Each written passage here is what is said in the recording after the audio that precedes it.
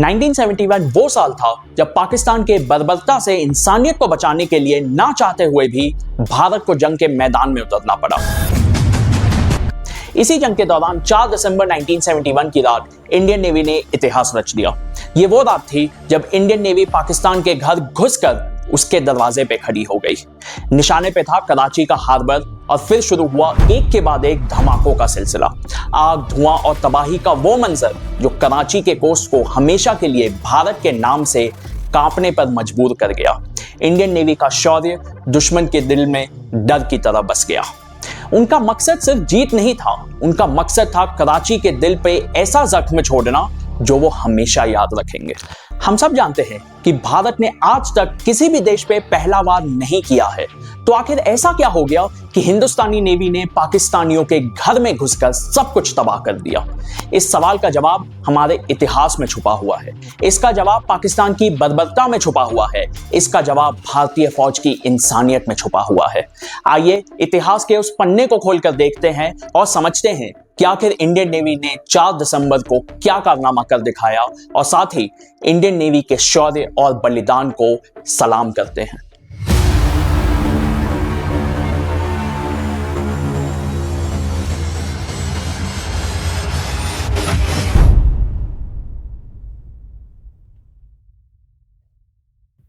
Fourth December 1971 की रात Indian navy ने एक बोल्ड और अनप्रेसिडेंटेड मिशन अंडरटेक किया जिसने इंडिया पाकिस्तान वॉर की दिशा ही बदल दी।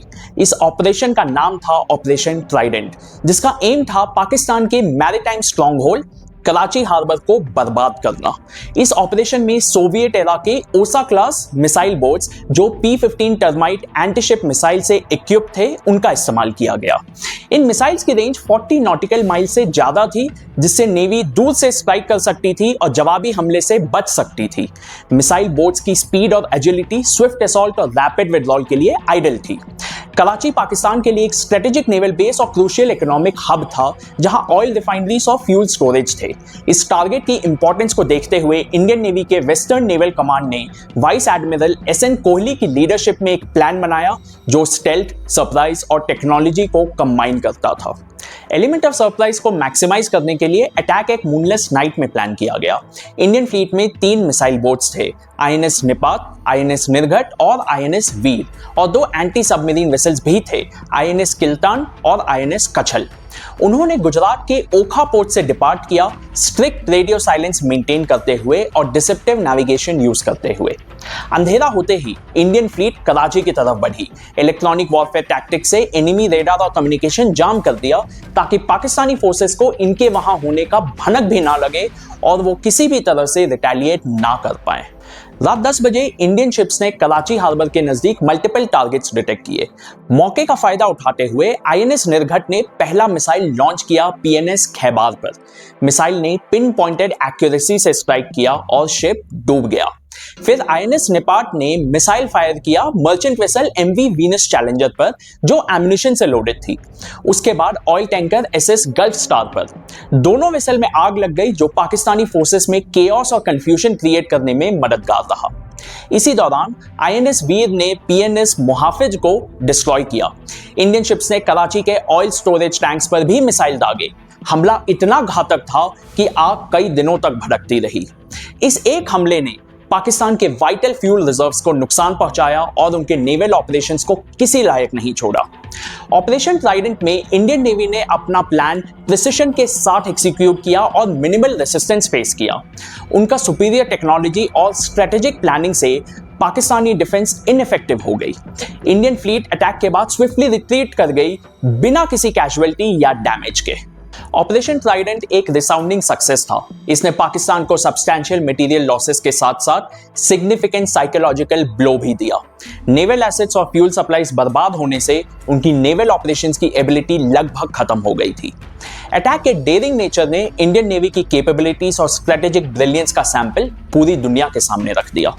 ऑपरेशन ट्राइडेंट का इंपैक्ट इमीडिएट मिलिट्री गेन से आगे बढ़कर था।